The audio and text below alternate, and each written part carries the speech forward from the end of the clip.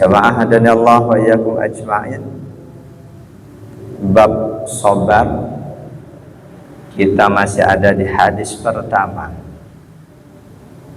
Hadis dari sahabat Abi Malik Al-Harith bin Asim Al-Ash'ari. Biografi beliau sebagian diantaranya sudah kita ketahui, bahwa para ulama hadis, ulama sejarah berbeda tentang siapa si Abu Malik itu.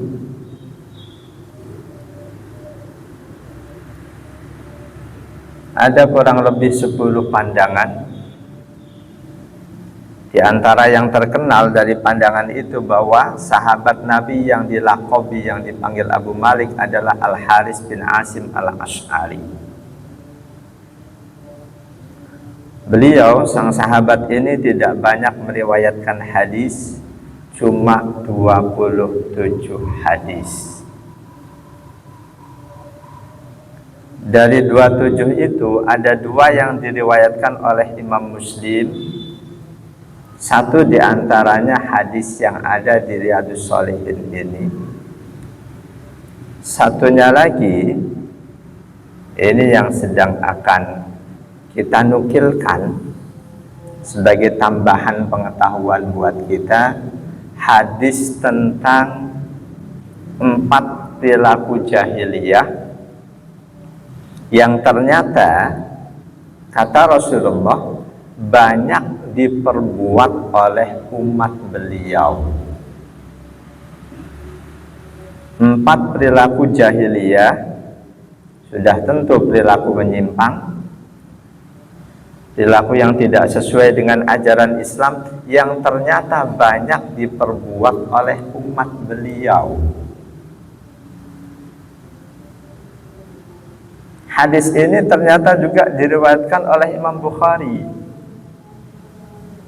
Abu Maliknya sama, cuma nama lanjutannya, siapa Abu Maliknya, itu yang berbeda versinya Imam Bukhari.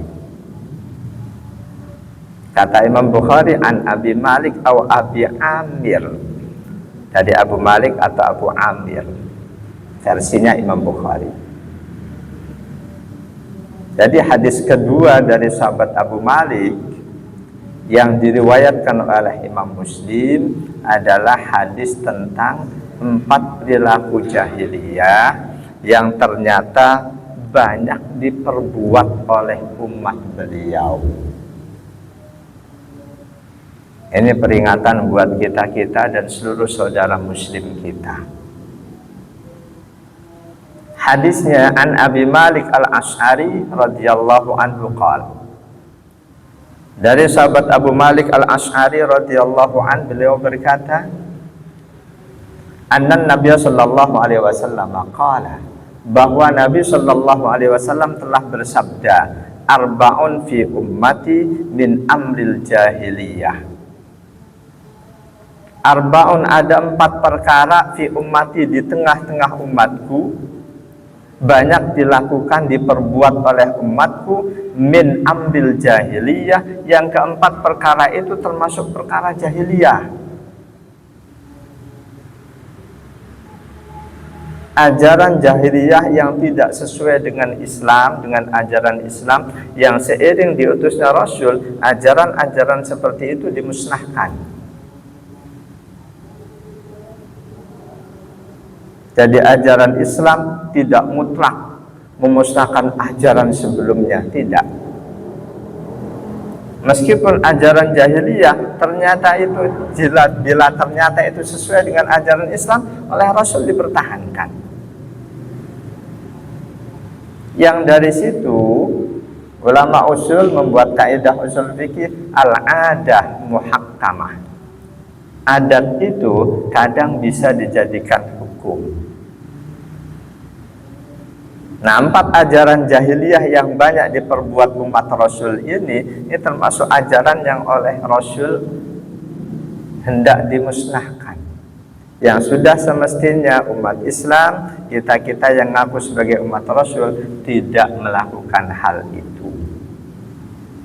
Kata beliau, la yatrukunahunna, mereka umatku tidak meninggalkan keempat ajaran jahiliyah ini. Yang pertama, al-fahru fil ahsab, bangga dengan ahsab. Apa makna ahsab? Di kitab Tuhfatul Ahwadi dijelaskan jam'ul hasab. Asab jamak dari kata al-hasab. Apa makna al-hasab? Wa ma ya'iduhur rajulu minal khisalil lati takunu fihi kasaja'ah wal fasahah wa ghairi dhalik. Kelebihan yang Allah berikan pada seseorang, bangga dengan kelebihan yang ada pada dirinya. Ini makna pertama. Ada yang oleh Allah dikasih anugerah berupa suara yang indah, dia banggakan suara indahnya, diiringi dengan sikap merendahkan mereka yang suaranya enggak indah. Ini termasuk perilaku jahiliyah. Allah berikan dia kecerdasan lebih dari yang lain, bangga dengan kecerdasannya, diiringi dengan menjelek-jelekan mereka yang tidak Allah anugerahi kecerdasan. Ini termasuk perilaku jahiliyah. Bangga dengan mentalnya yang pemberani, dia hina mereka yang pengecut, yang penakut. Itu perilaku jahiliyah. Makna kedua, wakila al-hasabu ma ya'iduhul insan min mafakhiri abaihi, bangga dengan nenek moyang. Ini perilaku jahiliyah. Nenek moyangnya pahlawan, ulama terkenal, dia banggakan nenek moyangnya. Padahal dianya bukan siapa-siapa. Nenek moyangnya terkenal kesolehannya, dia belum jadi orang soleh. Nenek moyangnya terkenal keteguhannya membela agama, dia sebaliknya terlalu kendor dalam membela agama. Dia banggakan nenek moyangnya. Lo tahu siapa gua? Bapak gua, kakek gua, engkong gua, buyut gua. Itu perilaku jahiliyah.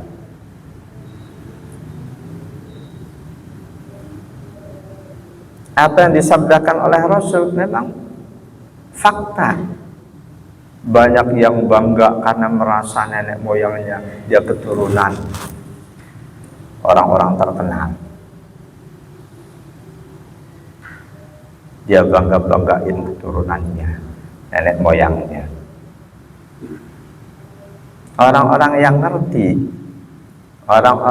ngerti itu tidak akan mengizinkan anaknya, keturunannya membanggakan orang tua, kakek, buyutnya. Enggak.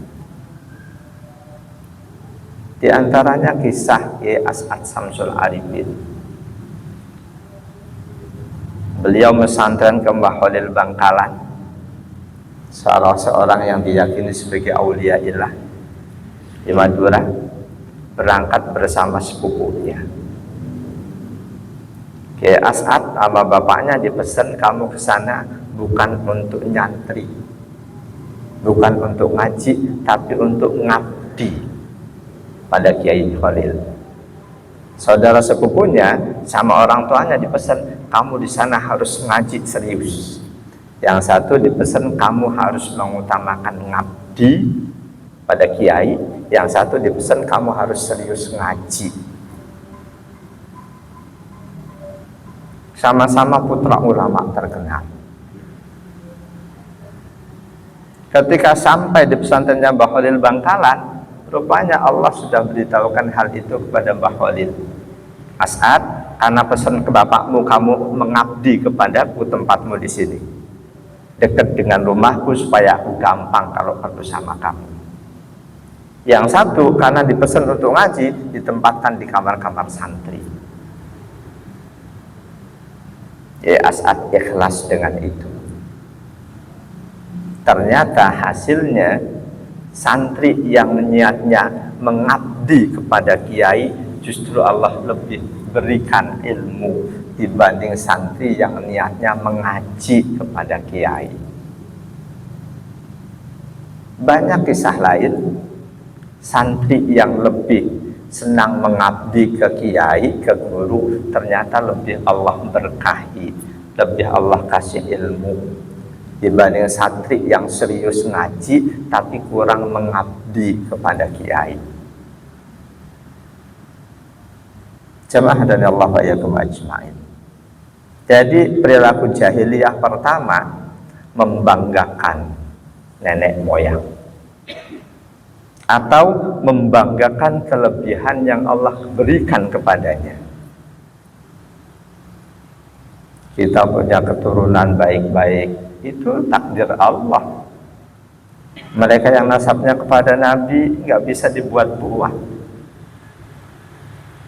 Kita yang nasabnya tidak kepada Rasulullah nggak perlu kecil hati, karena Allah menegaskan yang menentukan kemuliaan seseorang bukan dia keturunan siapa, sama sekali bukan, tapi amaliyah dia, iman dan ketakwaan dia.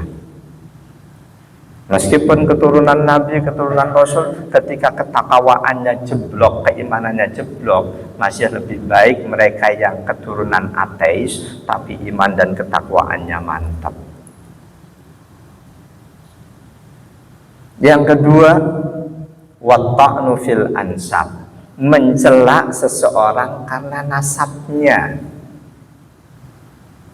Mencela seseorang karena nasabnya. Kita punya teman sama-sama rajin ibadah, rajin ke masjid, tapi ternyata kita tahu dia ternyata bapaknya dulu, kakeknya dulu PKI misal. Terus kita cela, kita hina. Ini ajaran jahiliyah, perilaku jahiliyah. Mencela nasab seseorang. Dalam kitab Faidul Qadir ada penjelasannya, ayal wuqu'u fiha binahwi dammin wa aibin. Begitu tahu ternyata dia punya nasab yang tercela, nasab yang tidak baik, bi an yakdaha fi nasabi ahadin, langsung dia celak nasabnya. Kamu mengaku sebagai anak kiai padahal bapakmu tuh PKI misal. Ini bukan ajaran Islam. Fayaqulu laisa huwa min dzurriyyati fulanin wa dzalika yuram. Kamu tuh bukan anak si anu. Bapakmu tuh anu tuh, bapakmu ternyata pencoleng dulu. Pelawan agama. Itu enggak boleh. Wa dzalika yuram, sikap itu haram. Di anna hujumun 'alal ghaib. Karena dia berarti masuk di wilayah gaib, nggak ada yang tahu nasab seseorang secara pasti. Waduhulun fi ma la ya'ni, berarti dia masuk untuk hal-hal yang tidak bermanfaat. Wal ansab la na'rifu illa min ahliha, nggak ada yang tahu nasab seseorang secara pasti, apalagi sampai tingkatan keberapa, kecuali yang memang dia ngerti khusus. Kata ulama besar Ibnu Arabi, wala a'lamu nasaban salima minat ta'ni illa nasabil Mustafa sallallahu alaihi wasallam. Aku tidak mengetahui nasab yang benar-benar asli murni kecuali nasab al-Mustafa Rasulullah Muhammad sallallahu alaihi wasallam. Nasab Rasulullah Muhammad sampai ke Nabi Adam itu enggak perlu kita ragukan, asli benar-benar. Tapi selain beliau, boleh jadi ada yang sebetulnya bukan bapaknya dianggap bapaknya, boleh jadi. Ini kata Ibnu Arabi. Aku tidak mengetahui ada nasab yang benar-benar murni dari kesalahan-kesalahan kecuali nasab Rasulullah al-Mustafa Muhammad sallallahu alaihi wasallam. Jadi ketika saat ini kita punya teman, saudara seiman seagama yang rajin, sama-sama rajin ibadah, rajin memakmurkan masjid, memakmurkan musola, nggak usah dilihat siapa bapaknya, kakeknya, buyutnya, nggak perlu. Kalau toh kakek buyutnya dulu orang yang tidak baik, nggak perlu disebut-sebut.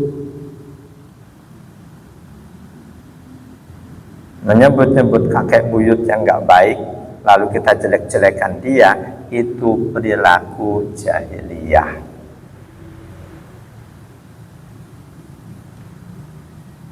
Ada satu hadis dari sahabat Abu Hurairah, juga dari sahabat Ammar bin Yasir. Hadis ini tentang Durrah binti Abu Lahab. Jadi Abu Jahal punya putra, satu diantaranya jadi sahabat Nabi. Abu Lahab pun putranya ada yang jadi sahabat Nabi. Ini salah satu putri Abu Lahab, namanya Durrah. An Abi Hurairah radhiyallahu anhu wa an Ammar bin Yasir radhiyallahu anhu. Dari sahabat Abu Hurairah, juga dari sahabat Ammar bin Yasir. Kalau kata para sahabat, qadimat Durrah binti Abi Lahabin al-Madinah muhajiratan. Waktu itu Durrah putri Abu Lahab datang ke Madinah bersama rombongan muhajirin. Fanazalat dara Rafi' bin al-Mu'alla az-Zuraqi. Oleh Rasul, sahabat ini Durrah binti Abu Jahal ditempatkan di rumah Rafi' bin al-Mu'alla az-Zuraqi.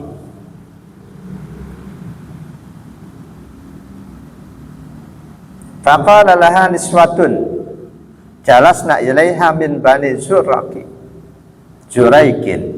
Ketika Durrah sudah tinggal di sana, kaum wanita di kabilah itu menggunjingkan Durrah. Kata mereka, anti ibnatu Abi Lahab, kamu anaknya Abu Lahab ya. Alladzi qala Allah azza wa jalla, yang oleh Allah sudah dicelakan bapakmu, tabbat yada Abi Lahab wa tab, ma aghna anhu maluhu wa ma kasab. Kata si kaum wanita Bani Zuraik ini, ma yugni anki muhajiruki, kamu ikutan hijrah nggak ada gunanya, bapakmu parah banget, dosa bapakmu nggak ketulungan, kamu ikutan hijrah, kamu menjadi muslimah nggak ada manfaatnya. Mencela seorang sahabiah, sahabat wanita, karena bapaknya gembong kafir Quraisy. Apa yang diperbuat oleh sahabiah, sahabat wanita Durrah ini? Fa'atat Durratu radhiyallahu anha an-nabiy sallallahu alaihi wasallam. Durrah mendatangi Rasul. Fasakat ilaihi ma qulna laha. Beliau sampaikan kepada Rasul apa yang digunjingkan oleh kaum wanita Bani Qabilah Zuraik. Fasakkanaha. Rasul menenangkan hati Durrah. Tenang saja, kamu duduk aja, tenang-tenang. Faqala, Rasul bersabda kepada Durrah, ijlisi, kamu duduk saja, nggak usah galau, nggak usah risau. Summa shalla bin nasi ad-duhra. Lalu Rasul kerjakan sholat duhur bersama para sahabat. Selesai sholat duhur, wajara sa'alal mimbari sa'atan. Sesaat Rasul naik ke mimbar, duduk di mimbar, summa qala, lalu Rasul sampaikan nasihat, ya ayyuhan nas, mali udhiya fi ahli, kenapa kok masih ada yang menyakiti aku melalui kerabatku? Abu Lahab, Abu Jahal itu masih kerabat Rasul. Anak-anak mereka ada yang mengikuti dakwah Rasul, menjadi pengikut Rasul. Kenapa masih ada yang menyakiti aku melalui kerabatku? Fawallahi, demi Allah, inna syafaati, sesungguhnya syafaatku, la tunalu bi qarabati, akan sampai kepada kerabatku yang mengikuti dakwahku yaumul qiyamah, di hari kiamat nanti. Dulu di panggung politik kita sempat rame, hati-hati memilih, dia punya keturunan PKI. Itu perilaku jahiliyah.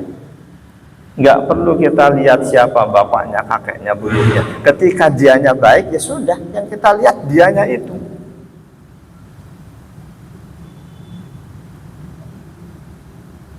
Sahabat-sahabat Nabi kebanyakan bapaknya bukan orang-orang baik.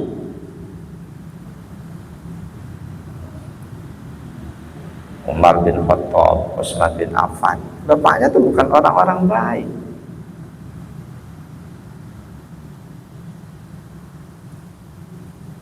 Jamaah dan Allah yakum ajma'in.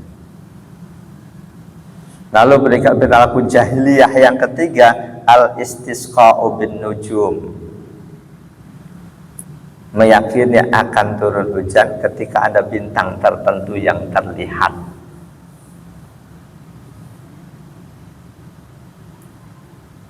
Bukan minta hujan dengan bintang tertentu, tapi meyakini ini akan turun hujan. Tandanya apa? Tuh ada bintang anu di sebelah sana.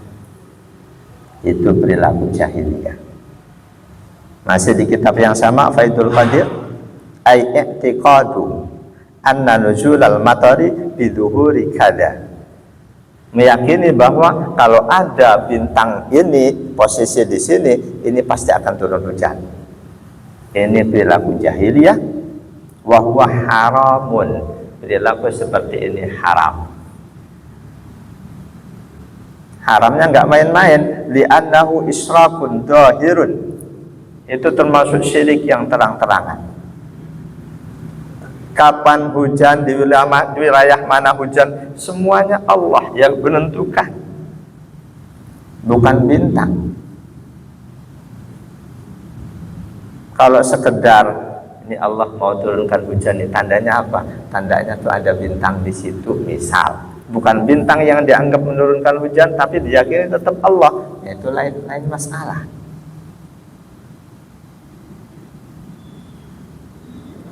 Ketika Allahnya dilepaskan, kalau ada bintang di sini pasti turun hujan. Itu yang nggak boleh. Masuk kategori tatayur.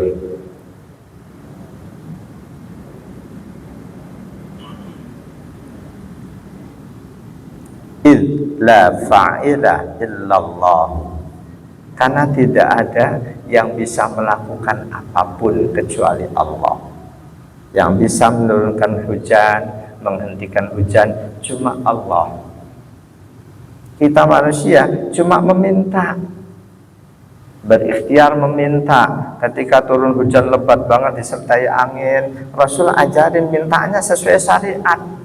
Jangan dengan bawa sesuatu dibakar apa, pakai dipukul-pukul keliling. Itu bukan ajaran Islam. Kalau yang melakukan hal seperti itu bukan muslim, nggak perlu kita masalahin. Kalau muslim yang melakukan, itu tugas kita untuk memberikan nasihat. Hujan kita khawatir, kok ini hujannya begini, anginnya kencang. Allahumma sha'idan thayyiban. Ya Allah, berikan hujan yang baik buat kami. Yang lebih panjang lagi, Allahumma anzil hawalaina wala alaina. Allahumma alal ahkami wa dirabi wa budunil awdiyati. Ya Allah, turunkanlah hujan ini di rawa-rawa, di danau-danau, di tempat-tempat banyak tumbuhan. Jangan kau turunkan langsung kepada kami. La fa'ila illallah. Tidak ada yang bisa melakukan apapun. Tidak ada yang bisa menurunkan hujan, menghentikan hujan. Tidak ada yang bisa memberi rezeki, menolak rezeki, dan lain sebagainya. Tidak ada yang bisa menyembuhkan kita dari sakit. Tidak ada yang bisa memberikan ilmu. Tidak ada yang memberikan rezeki. Semuanya cuma Allah. Ketika kita meyakini ada selain Allah yang bisa melakukan itu, berarti kita telah syirik. Bal mata i'taqada anna lin najmi ta'syiran kafaro. Bahkan kapanpun ketika seseorang punya keyakinan bahwa bintang ini berpengaruh untuk turunnya hujan, tanpa bintang ini gak akan hujan, itu sudah otomatis dia keluar dari iman Islamnya, sudah kafir. Sakit ditangani dokter sembuh, langsung meyakini dokter ini bisa menyembuhkan, syirik. Syirik. Dan kalau dia baca alhamdulillah aku datang ke dokter ini, aku sembuh. Ini sudah keluar dari syirik, karena ada alhamdulillahnya. Yang lebih baik lagi, alhamdulillah melalui dokter ini Allah berikan aku kesembuhan. Alhamdulillah melalui kerja ini Allah berikan aku rezeki. Itu yang lebih baik. Dan perilaku jahiliyah yang keempat yang banyak dilakukan oleh umat Islam sejak masa Rasul sampai kiamat nanti lebih-lebih adalah an-niyahatu, niyahah. Apa definisinya? Raf'us shawti bin nadbi, meninggikan suara ratapan alal mayyiti ketika ada orang yang dia cintai meninggal. Berduka cita itu manusiawi. Bahkan Rasul pun ketika salah satu putra beliau Ibrahim wafat, beliau berduka cita, beliau nangis keluar air mata. Jadi menangis keluar air mata ketika ada orang yang kita cintai meninggal itu manusiawi, itu tidak salah. Rasul pun mengalami hal itu. Boleh jadi pada mulanya sahabat-sahabat Nabi merasa menyimpulkan bahwa Rasul melarang menangis ketika ada orang yang kita cintai meninggal.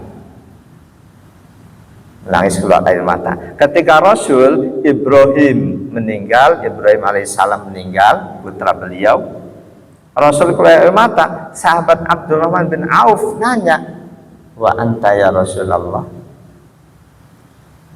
wahai Rasul, kenapa engkau menangis? Ini hadis sahih Bukhari Muslim. Maksud pertanyaan itu, bukankah engkau melarang kami menangisi orang yang meninggal? Kenapa engkau menangis? Jawaban Rasul, innaha la rahmatun, tangis, keluar air mata ketika orang yang kita cintai meninggal, itu gambaran dari kita punya rasa cinta kepada dia. Itu enggak masalah. Jadi yang enggak boleh an-niyahah, kita meratapi seseorang yang meninggal dengan suara yang kita tinggikan. Yang mana ratapan itu menggambarkan kita tidak menerima ketetapan Allah, tidak menerima takdir Allah. Li'annaha suhtun liqada'illah, karena ratapan itu menggambarkan kita tidak menerima takdir Allah. Padahal kita tahu rukun iman yang keenam menerima takdir Allah, khairihi wa syarrihi, baik takdir yang baik yang kita harapkan atau takdir tidak baik, semuanya itu wajib kita terima. Ketika kita tidak menerima takdir Allah, orang yang kita cintai kok katakanlah mendadak meninggal, kita nggak terima, ini ada masalah di keimanan kita. Jadi apapun yang sudah terjadi, baik ataupun buruk, kita harapkan atau tidak kita harapkan, harus kita terima dengan senang hati. Sebagai gambaran kita menerima sepenuhnya takdir Allah, takdir baik ataupun buruk. Misal kita sudah berusaha sebaik-baiknya menjalani pola hidup yang baik, pola makan yang baik, pola istirahat yang baik. Kita pun melakukan istirahat supaya olahraga, supaya fisik kita sehat. Ternyata kok sakit, berarti itu takdir Allah. Terima kondisi sakit itu dengan senang hati. Untuk besok dan selanjutnya kita belum tahu takdir kita besok gimana. Tetap kita wajib ikhtiar. Seluruh ulama kita sepakat bahwa 6 rukun iman itu semuanya wajib kita terima dengan senang hati. Mengimani Allah wajib dengan senang hati, bukan dengan keterpaksaan. Termasuk mengimani takdir baik ataupun buruk wajib dengan senang hati. Niyahah, meratap-ratap dengan suara yang tinggi, itu gambaran suhtun liqada'illah, tidak menerima takdir Allah, tidak menerima ketetapan Allah. Itu bagian dari perilaku jahiliyah yang ternyata sesuai sabda Rasul di hadis riwayat Imam Muslim dari sahabat Abu Malik ini, itu perilaku jahiliyah yang ternyata tetap ada banyak dilakukan oleh umat Islam. Jamaah dan Allah wa yakum ajma'in. Kita lanjut kembali ke hadis yang sedang kita kaji. Qala, sahabat Abu Malik berkata, qala Rasulullah sallallahu alaihi wasallam, Rasulullah sallallahu alaihi wasallam bersabda, at-tahuru. Qala al-musannifu bid-dhammi 'ala al-mukhtari wa huwa qaulul aksar. Yang lebih baik at-tuhuru, toknya dhammah. Ini pandangan mayoritas ulama. At-tahuru boleh, tapi yang lebih baik at-tuhuru. Maknanya beda. Kalau at-tuhuru pakai dhammah, al-fi'lu, aktivitas bersuci. At-tahuru pakai fathah, al-ismu, nama, kita dalam kondisi suci, tahur. Orang yang suka bersuci, tuhur. Sama halnya sahur, suhur. Sahur, waktu sahur. Suhur, orang yang sahur. Orang yang selalu mensucikan diri, tuhur. Satrul iman, pahalanya separuh dari keimanan. Makna iman di sini pun diperselisihkan oleh ulama. Ayyantahiya tad'ifu ajrihi ila nisfi ajril iman. Orang yang bersuci pahalanya bisa dilipat gandakan sampai separuh pahala keimanan. Fal muradu bil imani haqiqatuhu. Ada yang berpandangan yang dimaksud iman yang benar-benar iman. Tapi pandangan ini bahwa bersuci itu separuh iman, ini ditentang oleh yang lain.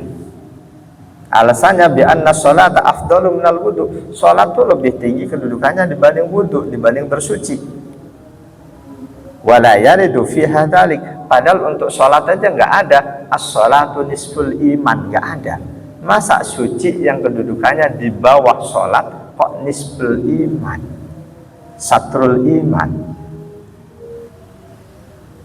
Karena itu al-muradu minal imani as-sholah. Yang dimaksud dengan iman di hadis ini adalah sholat. Dengan demikian maknanya at-tahuru satrul iman, bersuci itu adalah separuh dari pahala sholat.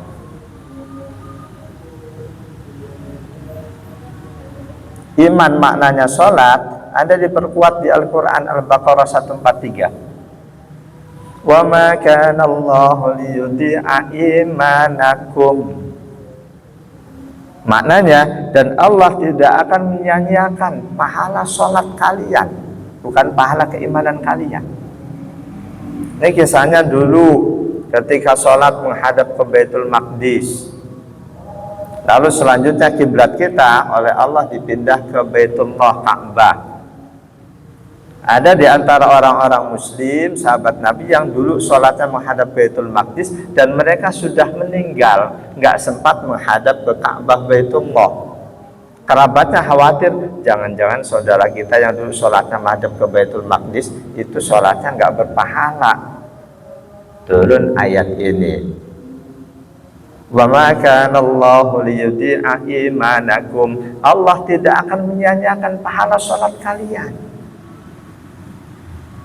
Yang selanjutnya pasti tidak lagi berpahala orang yang sengaja tetap menghadap ke Baitul Maqdis, padahal sudah tegas Allah perintahkan menghadap ke Baitullah. Sengaja menyalahi kiblat, nggak ada pahala sholatnya, yang ada justru dosa. sengaja menyalahi kiblat.